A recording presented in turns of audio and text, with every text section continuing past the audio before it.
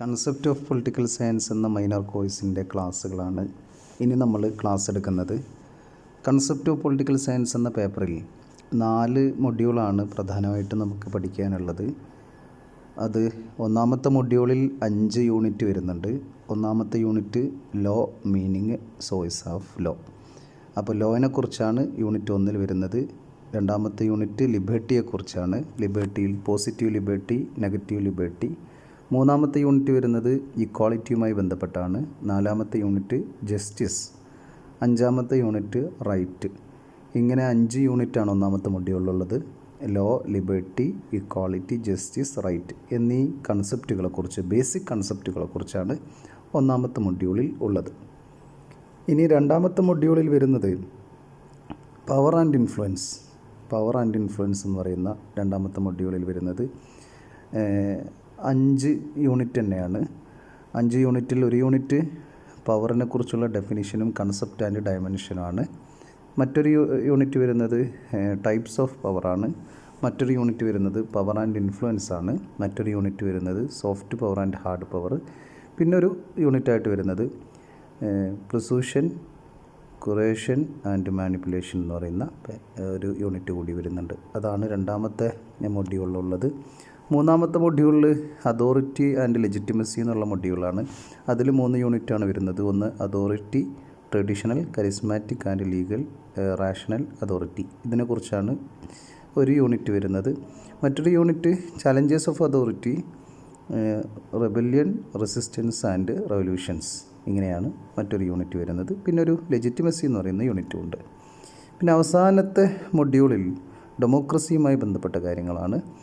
അതിൽ പ്രധാനമായിട്ടും 4 യൂണിറ്റ് വരുന്നുണ്ട്. Democracy, evolution and meaning. അതാണ് ഒരു യൂണിറ്റായിട്ട് വരുന്നത്. മറ്റൊരു യൂണിറ്റായിട്ട് വരുന്നത് forms of democracy, direct democracy, indirect democracy, procedure and substantive democracy.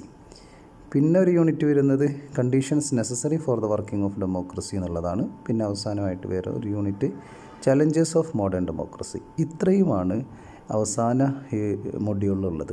അങ്ങനെ 4 മൊഡ്യൂളാണ് നമുക്ക് ക്ലാസ് എടുക്കാനുള്ളത്. 4 മൊഡ്യൂളാണ് നമുക്ക് പഠിക്കാനുള്ളത്. നമുക്ക് ഒന്നാമത്തെ മൊഡ്യൂളിലെ ഒന്നാമത്തെ യൂണിറ്റ് ക്ലാസ് എടുത്ത് തുടങ്ങാം. ലോ, നിയമവുമായി ബന്ധപ്പെട്ടാണ്. Meaning and source of law. Law, meaning and source of law. നിയമത്തെക്കുറിച്ചുള്ള മീനിങ്ങും നിയമവുമായി ബന്ധപ്പെട്ട അതിൻ്റെ സോഴ്സും അതുമായി ബന്ധപ്പെട്ട കാര്യങ്ങളൊക്കെയാണ് ഒന്നാമത്തെ യൂണിറ്റിൽ വരുന്നത്.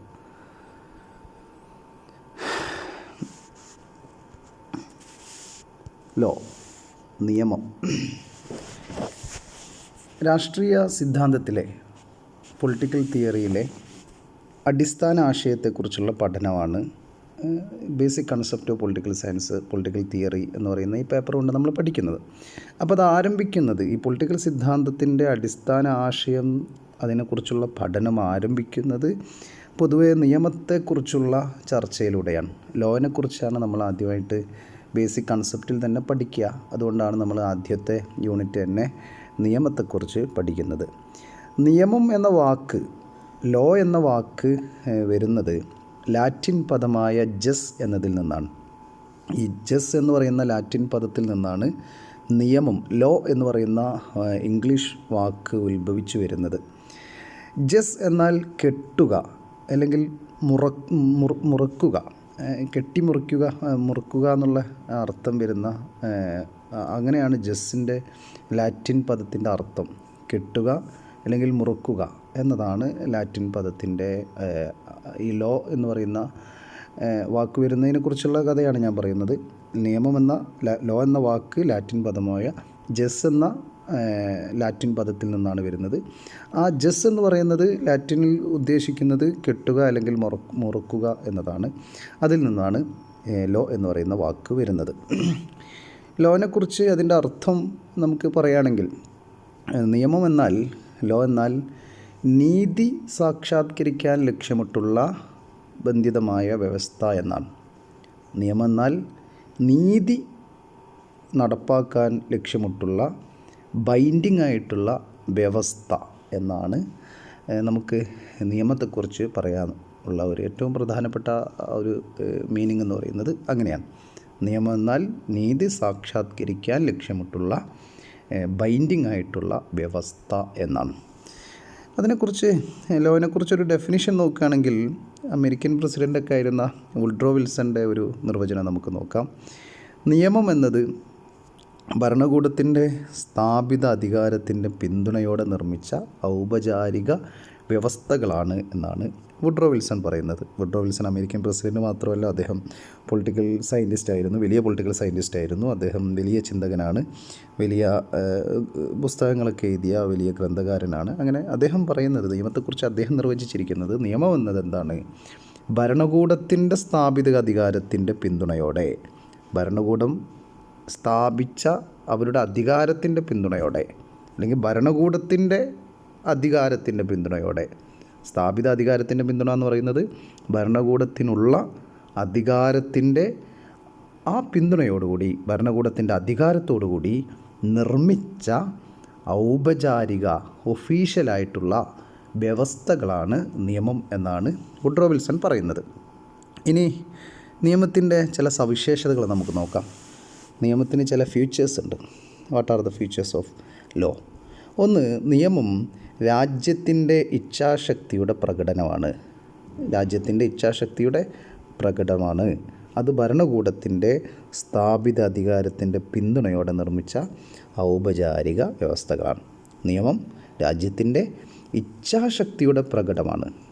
നിയമം എന്നത് ഒരു രാജ്യത്തിൻ്റെ, ആ രാജ്യം എന്താണോ ഉദ്ദേശിക്കുന്നത് അതാണ് ആ രാജ്യത്തെ നിയമം. ആ രാജ്യത്തിൻ്റെ എല്ലാ ഇച്ഛയും പ്രതിഫലിക്കുന്നതാണ് നിയമമെന്ന് പറയുന്നത്.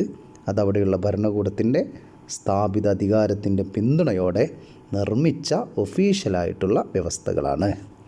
രണ്ടാമത്തേത്, ഗവൺമെൻറ്റുകളാണ് നിയമങ്ങൾ നടപ്പാക്കുന്നത്. നിയമം നടപ്പാക്കണമല്ലോ, അതാരാണ്? അത് നമുക്കറിയാം, നമ്മുടെ രാജ്യങ്ങളിലെ അവിടെയുള്ള ഗവൺമെൻറ്റുകളാണ്, സർക്കാരുകളാണ്, ഭരണകൂടങ്ങളാണ് നിയമങ്ങൾ നടപ്പാക്കുന്നത്. മറ്റൊന്ന്, നിയമം മനുഷ്യൻ്റെ ബാഹ്യപ്രവർത്തനങ്ങളാണ് നിയന്ത്രിക്കുന്നത്. നിയമം മനുഷ്യൻ്റെ ബാഹ്യപ്രവർത്തനങ്ങളാണ് നിയന്ത്രിക്കുന്നത്, അതല്ലാതെ ആന്തരികമായ പ്രവർത്തനമല്ല. ഇപ്പോൾ എനിക്ക് ഒരു കാര്യം ചെയ്യണം എന്ന് മനസ്സിൽ ചിന്തിക്കാം, അത് നിയന്ത്രിക്കാൻ നമ്മുടെ രാജ്യത്തെ നിയമ സംവിധാനത്തിന് സാധ്യമല്ല. പക്ഷേ ഞാൻ പുറത്ത് അങ്ങനെ ചെയ്യാൻ ശ്രമിച്ചാൽ അത് ഈ രാജ്യത്തെ നിയമത്തിനെതിരാണെങ്കിൽ അത് നിയന്ത്രിക്കപ്പെടും. അപ്പം മനുഷ്യൻ്റെ ബാഹ്യപ്രവർത്തനങ്ങളെയാണ്, ആന്തരിക പ്രവർത്തനങ്ങളെയല്ല, നമ്മൾ എന്തെങ്കിലും മനസ്സുകൊണ്ട് ചിന്തിക്കുന്നതിനെയല്ല, നമ്മൾ പുറത്ത് പ്രവർത്തിക്കുന്നതിനെയാണ് നിയന്ത്രിക്കുന്നത്. അപ്പം നിയമം മനുഷ്യൻ്റെ ബാഹ്യപ്രവർത്തനങ്ങളെയാണ് നിയന്ത്രിക്കുന്നത്.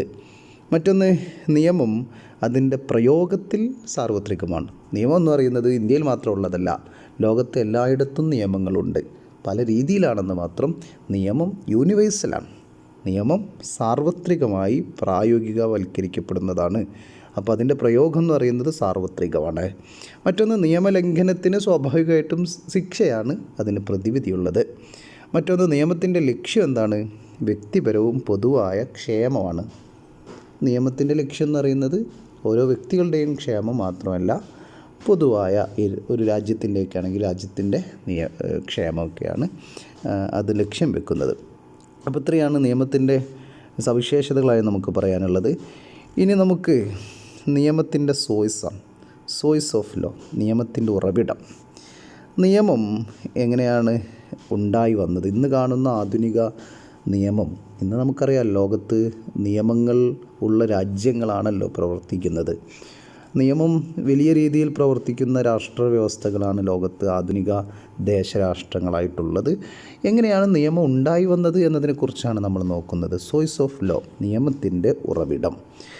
ആദ്യം നിയമത്തിൻ്റെ ഒന്നാമത്തെ ഉറവിടമായിട്ട് പറയുന്നത് കസ്റ്റംസാണ്, ആചാരങ്ങളാണ് നിയമത്തിൻ്റെ തുടക്കമായിട്ട് പറയുന്നത്. മനുഷ്യജീവിതത്തിൻ്റെ എല്ലാ കാലത്തും എല്ലാ സമൂഹങ്ങളിലും എല്ലാ കാലത്തെ സമൂഹങ്ങളിലും നിയമത്തിൻ്റെ രൂപം കണ്ടെത്താനാവും. അത് മനുഷ്യൻ്റെ ആദിമകാലമൊക്കെ എടുത്തു നോക്കിയാലും നിയമം ഉണ്ടായിരുന്നു എന്നതിൻ്റെ ആ രൂപങ്ങൾ, നിയമത്തിൻ്റെ സാമ്യതയുള്ള രൂപങ്ങൾ നമുക്ക് കണ്ടെത്താനാകും.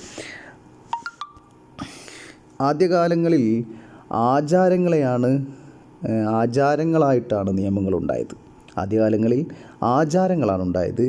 ആ ആചാരങ്ങളിൽ ആണ് നിയമങ്ങളുടെ പ്രാരംഭം എന്ന് നമ്മൾ കണക്കാക്കപ്പെടുന്നു. ഈ ആചാരങ്ങൾ, ആ നാട്ടിൽ ആചാരം എന്താവുന്നു, പിന്നീട് നിയമമാവുന്നു. അപ്പോൾ ക്രമേണ ആചാരങ്ങൾ വികസിച്ചാണ് നിയമത്തിലേക്ക് മാറിയത് എന്നാണ് നമ്മൾ പൊതുവെ കണക്കാക്കപ്പെടുന്നത്. അപ്പോൾ നിയമത്തിൻ്റെ ആദ്യത്തെ ഉറവിടം എന്ന് പറയുന്നത് ആചാരങ്ങളാണ്. രണ്ടാമത്തത് മതം. ഈ ആചാരങ്ങൾക്ക് ജനങ്ങളുടെ മതഗ്രന്ഥങ്ങളിൽ അംഗീകാരം ലഭിക്കുന്നു. അങ്ങനെയാണ് അത് നിയമം ആയി മാറുന്നത്. പുരാതന കാലം മുതൽ ആളുകൾക്ക് ദൈവത്തിലോ ചില അമാനുഷിക ശക്തികളിലോ വിശ്വാസമുണ്ട്. അതിൻ്റെ അടിസ്ഥാനത്തിൽ അവരുടെ പെരുമാറ്റത്തിൻ്റെ നിയന്ത്രണങ്ങൾക്കായിട്ട് നിയമങ്ങൾ സ്ഥാപിക്കാൻ അവർ ശ്രമിക്കുകയുണ്ടായി. കാലക്രമേണ ഈ മതനിയമത്തിൻ്റെ മിക്ക തത്വങ്ങളും പിന്നീട് ഭരണകൂടങ്ങൾ അത് നിയമമാക്കുന്നുണ്ടായി. ഇപ്പോൾ മതങ്ങളിലുണ്ടായ പല നിയമങ്ങളും പിന്നീട് വന്ന ഭരണകൂടങ്ങൾ അത് നിയമമാക്കിയെടുക്കുന്ന ഒരു രീതിയിലേക്ക് മാറി. അപ്പോൾ നിയമങ്ങൾ ഉണ്ടായി വന്നതിൻ്റെ ഉറവിടമാണ് നമ്മൾ പരിശോധിക്കുന്നത്. അപ്പോൾ മതങ്ങൾ ഒരു കാലത്ത് ശക്തിപ്പെടുകയും മനുഷ്യർക്കിടയിൽ ശക്തിപ്പെടുകയും ആ മതത്തിലെ നിയമങ്ങൾ പിന്നീട് അത് ശക്തിപ്പെട്ട് ഒരു ഭരണ സംവിധാനത്തിൻ്റെ നിയമമായി മാറുകയൊക്കെ ചെയ്യുന്നുണ്ട്. മറ്റൊന്ന് അഡ്ജുഡിക്കേഷനാണ്, വിധി നിർണ്ണയം. സാമൂഹിക സംഘടനകളുടെ പ്രക്രിയ കൂടുതൽ സങ്കീർണമായപ്പോൾ ആചാരങ്ങളുടെ ശക്തി കുറഞ്ഞു. ആചാരങ്ങൾ അടിസ്ഥാനമാക്കിയുള്ള ജനങ്ങൾക്കിടയിലെ തർക്കങ്ങൾ, സമുദായത്തിലെ ഇങ്ങനെ തർക്കങ്ങളൊക്കെ ഉണ്ടായപ്പോൾ സ്വാഭാവികമായിട്ടും സമുദായത്തിലെ ഏറ്റവും ബുദ്ധിമാനായ ജഡ്ജിമാരുടെ അടുത്തേക്ക് അക്കാലത്ത് പ്രശ്നങ്ങൾ റഫർ ചെയ്യുകയും അവർ തർക്ക വിഷയങ്ങൾ പരിഹരിക്കുന്നതിനായിട്ട് വിധിന്യായങ്ങൾ പുറപ്പെടുവിക്കുകയും ചെയ്തു. പിന്നീട് അവരുടെ തീരുമാനങ്ങൾ ആ തീരുമാനങ്ങൾക്ക് പ്രത്യേക പവിത്രത ലഭിച്ചു. അവ ക്രമേണ നിയമങ്ങളായി. എന്ന് പറഞ്ഞാൽ ആചാരങ്ങളും അതേപോലെ മതനിയമങ്ങളൊക്കെ ഉണ്ടായെങ്കിലും അതിനൊക്കെ ശേഷം സ്വാഭാവികമായിട്ടും ആളുകൾക്കിടയിൽ പ്രശ്നങ്ങൾ കൂടി വന്നപ്പോൾ ആ പ്രശ്നങ്ങളിൽ വിധി പറയുന്ന ന്യായാധിപന്മാരുണ്ടായി. അപ്പോൾ ആ ന്യായാധിപന്മാരുടെ വിധിയിലൂടെ ചില നിയമങ്ങളുണ്ടായി.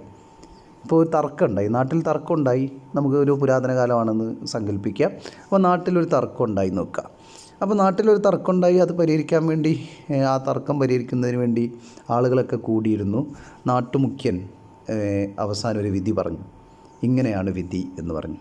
ആ വിധി അവസാനം ഒരു നിയമമായി, സ്വാഭാവികമായിട്ട് നിയമമായി. പിന്നെ ആ പ്രശ്നങ്ങൾ ഉണ്ടായിക്കഴിഞ്ഞാൽ ആളുകൾ ആ നിയമമാണ് ഫോളോ ചെയ്യുന്നത്. മറ്റേ വിധി ഇങ്ങനെയാണല്ലോ എന്ന് പറഞ്ഞിട്ട് ആ ന്യായാധിപന്മാരുടെ വിധി പിന്തുടർന്നുകൊണ്ട് അത് നിയമമായി മാറി എന്നാണ് പറയുന്നത്.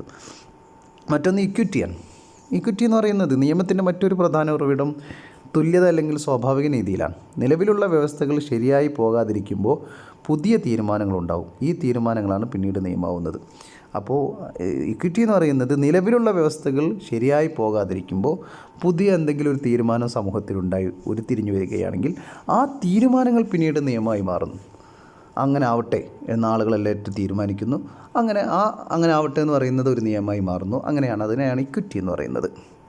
മറ്റൊന്ന് ലെജിസ്ലേഷൻ വഴിയാണ്, നിയമനിർമ്മാണം വഴി. നിയമത്തിൻ്റെ പ്രധാന ഉറവിടം നിയമനിർമ്മാണമാണ്. ഇപ്പോൾ രാജ്യത്തിൻ്റെ ഇച്ഛാശക്തിയെ പ്രതിഫലിക്കുന്ന ഒരു പ്രത്യേക നിയമം രാജ്യത്തെ നിയമനിർമ്മാണ സഭകൾ ചേർന്ന് സ്ഥാപിക്കുന്നതാണ് നിയമനിർമ്മാണം വഴിയുള്ള നിയമങ്ങൾ എന്ന് പറയുന്നത്. നമുക്ക് ആധുനികമായിട്ടൊക്കെ നമുക്കറിയാലോ, നിയമങ്ങളൊക്കെ ഉണ്ടാക്കുന്നത് ഇപ്പോൾ പാർലമെൻറ്റൊക്കെ ചേർന്നിട്ടാണ്. അങ്ങനെയാണല്ലോ നിയമം ഉണ്ടാക്കുന്നത്. അപ്പോൾ അത് ആധുനിക ദേശരാഷ്ട്രങ്ങളൊക്കെ വന്നപ്പോൾ നിയമനിർമ്മാണ സഭയുണ്ടായി. നിയമനിർമ്മാണ സഭ വഴി നിയമങ്ങൾ ഉണ്ടാക്കുന്ന ഒരു രീതിയിലേക്ക് വന്നു. പിന്നെ നിയമത്തിൻ്റെ ഉറവിടം നമുക്ക് കാണാൻ കഴിയുന്നത് സ്റ്റാൻഡേർഡ് ഓഫ് വർക്കുകളിലൂടെയാണ്. ഇപ്പോൾ പ്രമുഖ ചിന്തകർ, നിയമപണ്ഡിതർ, രാഷ്ട്രതന്ത്രജ്ഞർ ഇവരൊക്കെ വലിയ ഗ്രന്ഥങ്ങൾ എഴുതും. ആ ഗ്രന്ഥങ്ങളിൽ ഓരോ വിഷയത്തെക്കുറിച്ചും അവരുടെ നിലപാട് പറയും, അവരൊരു വിധി പറയും. ഓരോ പ്രശ്നത്തിൽ അവർ വലിയ പരിജ്ഞാനിയായ വലിയ പണ്ഡിതന്മാരായ അവർ കാര്യങ്ങൾ വിധി പറയുമ്പോൾ, അല്ലെങ്കിൽ ആ ഗ്രന്ഥങ്ങളിൽ ഇന്ന വിഷയത്തെക്കുറിച്ച് അവർ ഇങ്ങനെ വിധി പ്രഖ്യാപിക്കുമ്പോൾ, അവരെഴുതുമ്പോൾ അത് പിന്നീട് നിയമമായി മാറും. അവരുടെ തീരുമാനങ്ങൾ, ആ പുസ്തകങ്ങളിലുള്ള വലിയ വീക്ഷണങ്ങളൊക്കെ നിയമമായിട്ട് മാറുന്നുണ്ട്. അങ്ങനെയും നിയമത്തിൻ്റെ ഉറവിടം നമുക്ക് അങ്ങനെയും കാണാൻ കഴിയും. നിയമത്തിൻ്റെ വളരെ പ്രധാനപ്പെട്ട ഒരു ഉറവിടം എന്ന് പറയുന്നത് റോമൻ നിയമങ്ങൾ ആണ്. ഇന്ന് കാണുന്ന രീതിയിൽ നമ്മൾ നിയമങ്ങൾ ക്രോഡീകരിക്കപ്പെടുന്നത് ശരിക്കും റോമൻ നിയമത്തിൽ നിന്നാണ് എന്ന് പലപ്പോഴും പറയാറുണ്ട്. റോമൻ നിയമം പുരാതന റോമിലെ നിയമവ്യവസ്ഥയാണ്. ജസ്റ്റീനിയൻ ഒന്നാമൻ ചക്രവർത്തി ഉത്തരവിട്ട ജസ്റ്റീനിയൻ കോഡ് എന്നറിയപ്പെടുന്ന ഈ റോമൻ നിയമം ഇപ്പോൾ ബൈസാൻഡിയൻ സാമ്രാജ്യത്തിൻ്റെ കാലം മുതലൊക്കെ ഉണ്ടായി വരികയും അത് ലാറ്റിൻ അമേരിക്കയിലും യൂറോപ്പിലൊക്കെ വലിയ ആധിപത്യമായി മാറുകയൊക്കെ ചെയ്തു. അപ്പോൾ ഇന്ന് കാണുന്ന രീതിയുടെ ഒക്കെ ഒരു പ്രാഥമികമായ നിയമത്തിൻ്റെ ഒരു ചട്ടക്കൂട് അക്കാലത്തുണ്ടായതായിട്ട് പറയപ്പെടുന്നുണ്ട്. അപ്പോൾ അത് നമ്മൾ പ്രധാനമായിട്ടും നോക്കുന്നത് ഈ റോമൻ നിയമങ്ങളിലാണ്. റോമയിലെ വലിയ ചക്രവർത്തിമാർ, ആ ചക്രവർത്തിമാരുടെ കാലത്ത് വലിയ രീതിയിൽ നിയമവ്യവസ്ഥ ഉണ്ടായതായിട്ട് പറയപ്പെടുന്നുണ്ട്. വലിയ ചക്രവർത്തിമാർ അക്കാലത്ത് ഭരിച്ചിരുന്നു. അവരുടെ ആ റോമൻ നിയമങ്ങൾ പൊതുവെ ഇന്ന് കാണുന്ന നിയമത്തിലേക്ക് നമ്മൾ എത്തിച്ചേരുമ്പോൾ റോമൻ നിയമങ്ങൾ വലിയ ഒരു സോഴ്സായിട്ട് നമ്മൾ കാണുന്നുണ്ട്. ഇത്രയുമാണ് സോഴ്സിൽ നമുക്ക് പറയാനുള്ളത്. ഇനി dimensions or kinds of law, നിയമത്തിൻ്റെ മാനങ്ങൾ അല്ലെങ്കിൽ നിയമത്തിൻ്റെ തരങ്ങൾ. പല തരത്തിൽ നിയമത്തെ നമുക്ക് എന്ത് ചെയ്യാം, അതിൻ്റെ സ്വഭാവം വെച്ചിട്ട് തരംതിരിക്കാം. അവയാണ് നമ്മൾ നോക്കുന്നത്. ഒന്ന് നാച്ചുറൽ ലോ അല്ലെങ്കിൽ പോസിറ്റീവ് ലോ, പ്രകൃതി നിയമം അല്ലെങ്കിൽ പോസിറ്റീവ് നിയമം. അങ്ങനെയല്ല, അല്ലെങ്കിൽ എന്നല്ല, നാച്ചുറൽ ലോ അതുപോലെ പോസിറ്റീവ് നിയമം. നാച്ചുറൽ ലോ മറ്റൊന്ന് പോസിറ്റീവ് നിയമം. ഒന്നിൻ്റെ എതിര്, ആണ് പെണ്ണ് എന്ന് പറയുന്ന പോലെ നമുക്ക് മനുഷ്യരെ കൈൻഡ്സ് ഓഫ് ഹ്യൂമൻ ബീയിങ് എന്ന് പറയുമ്പോൾ നമുക്ക് എന്താക്കാം, മനുഷ്യർ പല വിധമുണ്ട്. ഒന്ന് ആണ്, ഒന്ന് പെണ്ണ്, അങ്ങനെ തിരിക്കുമല്ലോ നമ്മൾ. അതേപോലെ ഉയർന്നവർ, ഉയരം കുറഞ്ഞവർ, അങ്ങനെയൊക്കെ നമ്മളിങ്ങനെ പല രീതിയിൽ തിരിക്കുമല്ലോ. ആ രീതിയിലാണ് തിരിക്കുന്നത്. ഇപ്പോൾ നമ്മൾ നിയമത്തെ തിരിക്കുകയാണെങ്കിൽ ഒന്ന് നാച്ചുറൽ ലോ ഉണ്ട്, പോസിറ്റീവ് നിയമമുണ്ട്. Natural law, positive law. Natural law എന്ന് പറയുന്നത് പ്രകൃതി നിയമം മനുഷ്യൻ്റെ സൃഷ്ടിയാണ്. നാച്ചുറൽ ലോ എന്ന് പറയുന്നത് മനുഷ്യൻ്റെ സൃഷ്ടിയാണ്, പ്രകൃതിയാൽ അംഗീകരിക്കപ്പെട്ടതാണ് ഈ നാച്ചുറൽ ലോ എന്ന് പറയുന്നത്. പ്രകൃതി നിയമങ്ങൾ എന്ന് പറഞ്ഞാൽ, ഇപ്പോൾ പ്രകൃതി നിയമം എന്ന് പറഞ്ഞാൽ മനുഷ്യന് ജന്മനാൽ സ്വതന്ത്രനാണ് എന്ന് പറയുന്നൊരു നിയമം. അത് മനുഷ്യരുണ്ടാക്കിയ ഒന്നല്ല, അത് ശരിക്കും പ്രകൃതിയാൽ തന്നെ ഉണ്ട്. മനുഷ്യൻ സ്വതന്ത്രനായി ജനിക്കുന്നു, മനുഷ്യന് മനുഷ്യനായി ജീവിക്കാൻ അവകാശമുണ്ട്. അതൊക്കെ എന്ത് നിയമമാണ്? പോസിറ്റീവായിട്ടുള്ള നിയമമാണ്. അതുകൊണ്ടാണ് പ്രകൃതി നിയമങ്ങൾ മനുഷ്യന് യുക്തിസഹമായി മനസ്സിലാക്കാവുന്നതേ ഉള്ളൂ. കാരണം അവ മനുഷ്യ ജീവിതത്തിൻ്റെ ബേസിക് ആയിട്ടുള്ള നിയമമാണ്. മനുഷ്യനായി ജനിക്കുന്നതോടുകൂടി മനുഷ്യനായി ജീവിക്കാൻ അവകാശമുണ്ട് എന്നതെന്താണ്? ഒരു പ്രകൃതി നിയമമാണ്. കാരണം എന്താണ്? അത് മനുഷ്യന് സ്വാഭാവികമായിട്ട് നമ്മൾ ഉണ്ടാക്കിയതല്ല, അത് പ്രകൃതിയാൽ തന്നെ ഇവിടെ ഉള്ളതാണ്. നമുക്ക് ചിന്തിച്ചാൽ തന്നെ മനസ്സിലാവും. ഒരാൾ മനുഷ്യൻ കുഞ്ഞായി ജനിക്കുന്നതോടുകൂടി അയാൾക്ക് സ്വതന്ത്രനായി ജീവിക്കാൻ, മനുഷ്യനായി ജീവിക്കാൻ അവകാശമുണ്ട്. അത് ആരും ഉണ്ടാക്കേണ്ടതില്ല, അത് പ്രകൃതിയാൽ ഇവിടെ അംഗീകരിക്കപ്പെട്ട ഒരു സാധനമാണ്. പക്ഷേ അത് പലരും അത് വകവെച്ച് കൊടുക്കുന്നില്ല എന്നുള്ളത് വേറൊരു കാര്യം. ആളുകൾ അടിമയാക്കാനാണ് ശ്രമിക്കുന്നത്. ഇപ്പോഴും ആളുകൾക്ക് ഇങ്ങനെ ആളുകൾ അടിമയാക്കണം എന്നുള്ള തോന്നൽ മനുഷ്യനുണ്ട്. അത് പറഞ്ഞിട്ട് കാര്യമില്ല. ഏതായാലും ഒരാൾ മനുഷ്യക്കുഞ്ഞായി ജനിക്കുന്നതോടുകൂടി തന്നെ അയാൾക്ക് മനുഷ്യനായി കുറേയുള്ള അവകാശങ്ങളൊക്കെ ഉണ്ട് എന്നുള്ളതൊരു പ്രകൃതി നിയമമാണ്. അതേസമയത്ത് പോസിറ്റീവ് നിയമം എന്ന് പറയുന്നത് മനുഷ്യൻ സൃഷ്ടിച്ചതാണ്. അതിൻ്റെ നിബന്ധനകൾ നമ്മളെ നിയമപുസ്തകങ്ങളിലൊക്കെ എഴുതി ചേർത്തുകൊണ്ട് ഇങ്ങനെയൊക്കെ നിയമമുണ്ട് എന്ന് മനുഷ്യനായി നിർമ്മിക്കുന്ന നിയമങ്ങളെയാണ് നമ്മൾ പോസിറ്റീവ് ലോ എന്ന് പറയുന്നത്. മറ്റൊരു കൈൻഡ്സ് എന്ന് പറയുന്നത് national law and international law. National law എന്ന് പറയുന്നത് പരമാധികാര രാജ്യങ്ങൾ അതിൻ്റെ ജനങ്ങൾക്ക് മുകളിലായിട്ട് ആ പ്രദേശങ്ങളിൽ ചില നിയമങ്ങളുണ്ടാക്കും. ഇപ്പോൾ ഇന്ത്യ രാജ്യത്തെ ഒരു നിയമങ്ങളുണ്ടാവും, അത് ഇന്ത്യയിലെ നിയമമാണ്, അത് നാഷണൽ ലോ ആണ്. അത് ആ രാജ്യത്ത് ഇന്ത്യയിൽ ജീവിക്കുന്ന ജനങ്ങളുടെ സ്വകാര്യവും പൊതുവായ പ്രവർത്തനത്തെ നിർണ്ണയിക്കുന്നു. അപ്പോൾ ദേശീയ നിയമത്തിന് അത് നടത്താൻ ആരുണ്ടായിരിക്കും? ആ രാജ്യത്തെ പരമാധികാര ശക്തി ഉണ്ടായിരിക്കും. ഇപ്പോൾ നമ്മൾ ഈ രാജ്യത്തെ നിയമം തെറ്റിച്ചു കഴിഞ്ഞാൽ ഈ രാജ്യത്തെ കോടതികൾ അതിൽ ഇടപെടും. അപ്പോൾ അതുവഴി നടപ്പാക്കാൻ ഇവിടെ എന്തുണ്ട്? ഇവിടെ കോടതികളുണ്ട്. അപ്പോൾ നമ്മൾ മനസ്സിലാക്കേണ്ടത് നാഷണൽ ലോ എന്ന് പറയുന്നത് ഒരു പ്രദേശത്തെ ആ നാട്ടിലെ ജനങ്ങൾക്ക് മുകളിൽ ആ നാട്ടിലെ ഒരു നിയമം, ആ രാജ്യത്തെ നിയമം, അതാണ് നാഷണൽ ലോ എന്ന് പറയുന്നത്. അത് സ്വാഭാവികമായിട്ടും തെറ്റിച്ചു കഴിഞ്ഞാൽ അതിനെ ശിക്ഷിക്കാൻ ആരുണ്ടായിരിക്കും? ആ നാട്ടിലെ അധികാരവർഗം ഉണ്ടായിരിക്കും. അതേസമയത്ത് ഇൻ്റർനാഷണൽ നിയമം എന്ന് പറയുന്നത് രാഷ്ട്രങ്ങൾ തമ്മിലുള്ള ബന്ധത്തെ നിർണ്ണയിക്കുന്ന നിയമങ്ങളാണ് അന്താരാഷ്ട്ര നിയമങ്ങൾ. ഈ നിയമങ്ങൾ നടപ്പാക്കാൻ ഒരു പരമാധികാര ശക്തിയില്ല. ലോകത്തെ പരിഷ്കൃത രാഷ്ട്രങ്ങളുടെ നല്ല ബോധത്തിൽ നിന്നാണ് ശരിക്കും അന്താരാഷ്ട്ര നിയമങ്ങൾ രൂപപ്പെട്ടു വന്നത്. അതുകൊണ്ട് തന്നെ ലോകത്തെ വിവിധ രാജ്യങ്ങൾ അവയെ അംഗീകരിക്കുന്നുണ്ട്. പക്ഷേ ഇപ്പോൾ ഒരു രാജ്യം മറ്റൊരു രാജ്യത്തെ അന്താരാഷ്ട്ര നിയമം തെറ്റിച്ചു എന്ന് ഒരു രാജ്യം അന്താരാഷ്ട്ര നിയമം തെറ്റിച്ചു എന്നുള്ള നിലക്ക് ഒരിക്കലും ആ രാജ്യത്തെ ശിക്ഷിക്കാൻ ഒരു അതോറിറ്റി ഒന്നും ഇല്ല. ശരിക്കും പറഞ്ഞാൽ അതോറിറ്റി ഇപ്പോൾ ഇൻ്റർനാഷണൽ കോർട്ട് ഓഫ് ജസ്റ്റിസ് ഉണ്ടെങ്കിലും അവർക്കൊന്നും ശരിക്കും ശക്തമായ അധികാരമൊന്നുമില്ലല്ലോ. അതാണ് പറയുന്നത്, അന്താരാഷ്ട്ര നിയമങ്ങൾ നടപ്പാക്കാൻ ഒരു പരമാധികാര ശക്തിയില്ല. അങ്ങനൊരു പ്രശ്നം അവിടെയുണ്ട്. പക്ഷേ അങ്ങനെ നിയമം ഉണ്ടാക്കിയതാരാണ്? ആധുനിക പരിഷ്കൃത രാഷ്ട്രങ്ങൾ തന്നെയാണ് ചേർന്നുകൊണ്ട് സ്വസ്ഥതക്കും സമാധാനത്തിനും വേണ്ടി അവർ തന്നെ ഉണ്ടാക്കിയ നിയമങ്ങളാണ്. അപ്പോൾ ഇപ്പോൾ ഒരു ഉദാഹരണത്തിന് ഒരു വിദേശ രാജ്യത്തിൻ്റെ വിമാനത്തിന് മറ്റൊരു രാജ്യത്തിന് അനുമതി ഇല്ലാതെ ആ രാജ്യത്തേക്ക് കടക്കാൻ കഴിയില്ല. കാരണം എന്താണ്? അനുമതി വേണം, എങ്കിൽ മാത്രമേ ഇങ്ങോട്ട് കടക്കാൻ പറ്റുള്ളൂ. അപ്പോൾ അതൊരു അന്താരാഷ്ട്ര നിയമമാണ്. ആ അന്താരാഷ്ട്ര നിയമം എന്ന് പറയുന്നത് ഈ രാജ്യങ്ങൾ തമ്മിലുള്ള ബന്ധങ്ങളെ നിർണ്ണയിക്കുന്നതാണ് അന്താരാഷ്ട്ര നിയമം എന്ന് പറയുന്നത്. മറ്റൊന്ന് constitution law and ordinary law. ഭരണഘടനാ നിയമമുണ്ട്, സാധാരണ നിയമമുണ്ട്. ഒരു രാജ്യത്തിൻ്റെ അടിസ്ഥാന നിയമങ്ങളാണ് ഭരണഘടനാ നിയമങ്ങൾ. അവ സർക്കാരിൻ്റെ പ്രവർത്തനങ്ങൾ നിർവചിക്കുകയും വ്യാഖ്യാനിക്കുകയും നിയന്ത്രിക്കുകയും ചെയ്യുന്നു. ഭരണഘടനാ നിയമത്തിന് സാധാരണ നിയമത്തെക്കാൾ വലിയ പദവിയുണ്ട്. അപ്പോൾ കോൺസ്റ്റിറ്റ്യൂഷൻ ലോ എന്ന് പറയുന്നത് ഒരു രാജ്യത്തിൻ്റെ അടിസ്ഥാന നിയമങ്ങളാണ് ഭരണഘടനാ നിയമങ്ങൾ. വളരെ ശ്രദ്ധയോടെ മനസ്സിലാക്കണം. ഒരു രാജ്യത്തെ എല്ലാ നിയമങ്ങളും ഭരണഘടനാ നിയമങ്ങളല്ല.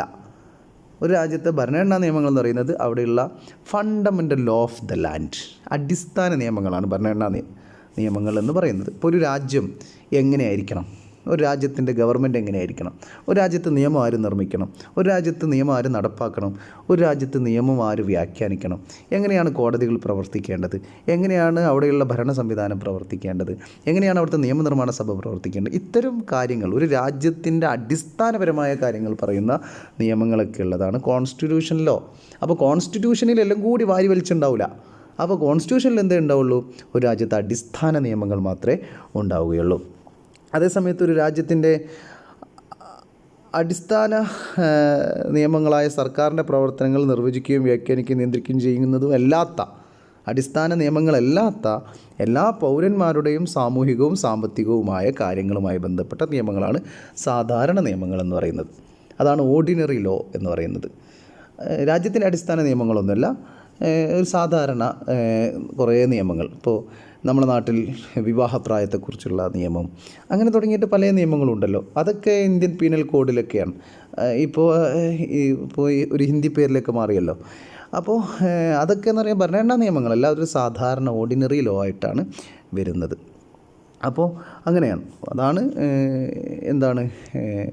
ഭരണഘടനാ നിയമങ്ങളും സാധാരണ നിയമങ്ങളും തമ്മിലുള്ള മാറ്റം. മറ്റൊന്ന് സിവിൽ ആൻഡ് ക്രിമിനൽ ലോ. ഒരു വ്യക്തി ചെയ്യുന്ന പൗര തെറ്റുകൾ, സിവിൽ തെറ്റുകളുണ്ടാവും. അതിനെയാണ് സിവിൽ നിയമം എന്ന് പറയുന്നത്. അതിനെ കൈകാര്യം ചെയ്യുന്ന അതുമായി ബന്ധപ്പെട്ട നിയമങ്ങളാണ് സിവിൽ ലോ എന്ന് പറയുന്നത്. ഇപ്പോൾ ഒരാൾ ഗവൺമെൻറ്റിൻ്റെ സ്ഥലം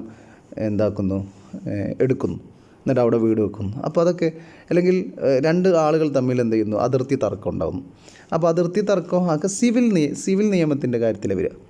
അതേസമയത്ത് മോഷണം, കവർച്ച, കൊലപാതകം അങ്ങനെ തുടങ്ങിയിട്ടുള്ള ക്രിമിനൽ പ്രവൃത്തിയുമായി ബന്ധപ്പെട്ട തെറ്റുകളാണ് അതിനെ കൈകാര്യം ചെയ്യുന്നതിനെയാണ് ക്രിമിനൽ നിയമം ഉണ്ടാവുന്നത്. അപ്പോൾ സിവിൽ നിയമം ഉണ്ടാവും, ക്രിമിനൽ നിയമം ഉണ്ടാവും. ഇപ്പോൾ നിങ്ങളൊരു സമരം നടത്തി അവിടെ പോലീസ് പിടിച്ചാൽ നിങ്ങളെ ക്രിമിനൽ നിയമത്തിനല്ല ശിക്ഷിക്കുക. എന്തെങ്കിലും പ്രശ്നം ഉണ്ടായിക്കഴിഞ്ഞാൽ അത് സിവിൽ നിയമവുമായി ബന്ധപ്പെട്ടാണ് അതിനെ പ്രൊസീജിയർ നടക്കുക, അതല്ലാതെ ക്രിമിനൽ നിയമമല്ല. അതേസമയത്ത് നിങ്ങൾ ഒരാളെ കുത്തി കൊന്നു കഴിഞ്ഞാൽ നിങ്ങൾക്ക് സിവിൽ നിയമത്തുമായി ബന്ധപ്പെട്ടാണ് നിങ്ങളെ പ്രൊസീജിയർ നടക്കുക. പിന്നെ പ്രൈവറ്റ് ലോ, സ്വകാര്യ നിയമവും പബ്ലിക് ലോ. പൗരന്മാർ പരസ്പരമുള്ള ബന്ധത്തെ നിർണ്ണയിക്കുന്നതാണ് പ്രൈവറ്റ് ലോ എന്ന് പറയുന്നത്. അതുമായി ബന്ധപ്പെട്ട കാര്യങ്ങൾ നിർണ്ണയിക്കുന്നതാണ് സ്വകാര്യ നിയമം. അതേസമയത്ത് പൗരന്മാരും സർക്കാരുകളും തമ്മിലുള്ള ബന്ധത്തെ, ഇപ്പോൾ പല സർക്കാരുണ്ടല്ലോ, ഇപ്പോൾ കേന്ദ്ര സർക്കാരുണ്ട്, സംസ്ഥാന സർക്കാരുണ്ട്, അങ്ങനെ തുടങ്ങിയിട്ടുള്ള സർക്കാർ സംവിധാനങ്ങളും വ്യക്തികളും തമ്മിലുള്ള ബന്ധത്തെ നിർണ്ണയിക്കുന്നതാണ് പബ്ലിക് ലോ എന്ന് പറയുന്നത്. സർക്കാർ സംവിധാനങ്ങളും വ്യക്തികളും തമ്മിലുള്ള ബന്ധത്തെ നിർണ്ണയിക്കുന്നതാണ് പബ്ലിക് ലോ എന്ന് പറയുന്നത്. മറ്റൊന്ന് ഓർഡിനൻസ് ആണ്. ഓർഡിനൻസ് എന്ന് പറഞ്ഞാൽ നമുക്കറിയാലോ, രാജ്യത്തെ ഗവൺമെൻറ്റിൻ്റെ എക്സിക്യൂട്ടീവ് തലവൻ പുറപ്പെടുവിക്കുന്ന ഉത്തരവുകളാണ് ഓർഡിനൻസ് എന്ന് പറയുന്നത്. ഇപ്പോൾ നിയമസഭ കൂടാത്തൊരു സമയത്ത്, അല്ലെങ്കിൽ പാർലമെൻറ്റ് കൂടാത്തൊരു സമയത്ത് നമുക്കൊരു നിയമം വേണം എന്ന് വെക്കാം. ഇപ്പോൾ നമ്മളെ പാർലമെൻറ്റൊന്നും സമ്മേളിക്കാത്തൊരു സമയമാണെങ്കിൽ അപ്പോൾ പെട്ടെന്നൊരു നിയമം വേണം. എന്തു ചെയ്യും? അപ്പോൾ ഇറക്കുന്നതാണ് ഓർഡിനൻസ് എന്ന് പറയുന്നത്. ഇപ്പോൾ ഇന്ത്യയിലാണെങ്കിൽ ഇന്ത്യൻ പ്രസിഡൻ്റാണ് ആ ഓർഡിനൻസ് ഇറക്കുക. രാജ്യത്തെ പ്രധാനമന്ത്രിയുടെ നേതൃത്വത്തിലുള്ള ക്യാബിനറ്റ് യോഗം ചേർന്നുകൊണ്ട് പ്രസിഡൻറ്റിനോട് പറയും ഒരു ഓർഡിനൻസ് ഇറക്കുമെന്ന് പറയും. അപ്പോൾ അങ്ങനെ ഓർഡിനൻസ് ഇറക്കാൻ വേണ്ടി പറയുമ്പോൾ അപ്പോൾ എന്ത് ചെയ്യും, ഒരു ഓർഡിനൻസ് ഇറക്കും. ആ ഓർഡിനൻസ് എന്തായിരിക്കും, ഓർഡിനൻസ് പുറപ്പെടുവിക്കുമ്പോൾ സ്വാഭാവികമായിട്ടും അതെന്താവും, നിയമങ്ങളായിട്ട് മാറും. അപ്പോൾ നിയമസഭ കൂടാത്ത, പാർലമെൻറ്റ് കൂടാത്ത സമയത്ത് രാജ്യത്ത് പുതിയ നിയമം ആവശ്യമായി വരുമ്പോൾ പുറപ്പെടുവിക്കുന്ന ഉത്തരവുകളെയാണ് ഓർഡിനൻസ് എന്ന് പറയുന്നത്. ഓർഡിനൻസുകൾക്ക് 6 മാസമാണ് കാലാവധി. 6 മാസത്തിനുള്ളിൽ നിയമസഭയിൽ നിന്ന്, പാർലമെൻറ്റിൽ നിന്ന് അത് പാസ്സാക്കണം. അല്ലെങ്കിൽ ആ നിയമം ഉണ്ടാവില്ല. ആ നിയമം തുടരണമെങ്കിൽ, ആ നിയമമായിട്ട് തുടരണമെങ്കിൽ 6 മാസത്തിനുള്ളിൽ നിയമസഭ കൂടുകയും പാർലമെൻറ്റ് കൂടുകയും പാർലമെൻറ്റ് അത് പാസ്സാക്കുകയും ചെയ്താലാണ് ആ നിയമം തുടരുക. അപ്പം അങ്ങനെയാണ് ഓർഡിനൻസിൻ്റെ കാര്യം വരുന്നത്. അപ്പോൾ ഓർഡിനൻസ് ഇപ്പം കേരളത്തിലും അങ്ങനെ നടക്കും. ഇപ്പോൾ മുഖ്യമന്ത്രിയുടെ നേതൃത്വത്തിലുള്ള മന്ത്രിസഭ ഓർഡിനൻസ് ഇറക്കാൻ ഗവർണറോട് പറഞ്ഞാൽ ഗവർണർ ഓർഡിനൻസ് ഇറക്കുന്നു. ഓർഡിനൻസ് ഇറങ്ങിക്കഴിഞ്ഞാൽ അത് നിയമമാവുന്നു. അപ്പോൾ നിയമസഭ പിന്നീട് കൂടിയിട്ട് അതിനെന്ത് ചെയ്യുന്നു, അംഗീകാരം കൊടുക്കുകയാണ് ചെയ്യുന്നത്. അപ്പോൾ അംഗീകാരം കിട്ടിയിട്ടില്ലെങ്കിൽ ആ നിയമമാവില്ല. അപ്പോൾ ഒരു നിയമം ഓർഡിനൻസ് ഇറക്കി കഴിഞ്ഞാൽ, ഓർഡിനൻസ് ഇറക്കുന്നത് ഈ സഭ കൂടാത്ത സമയത്ത് പെട്ടെന്നൊരു നിയമം വേണം എന്ന് തോന്നുമ്പോൾ ഓർഡിനൻസ് ഇറക്കും. അങ്ങനെ ഇറക്കിക്കഴിഞ്ഞാൽ 6 മാസത്തിനുള്ളിൽ അതെന്ത് ചെയ്യണം, സഭ കൂടി സഭ പാസ്സാക്കുമ്പോൾ മാത്രമേ അത് നിയമമായിട്ട് മാറുകയുള്ളൂ. ഓക്കെ, ഇത്രയാണ് ലോവുമായി ബന്ധപ്പെട്ട് നമുക്ക് പറയാനുള്ളത്. ഇനി നമുക്ക് അടുത്ത ചാപ്റ്ററിലേക്ക് അടുത്ത വീഡിയോയിൽ കിടക്കാം. ഓക്കെ.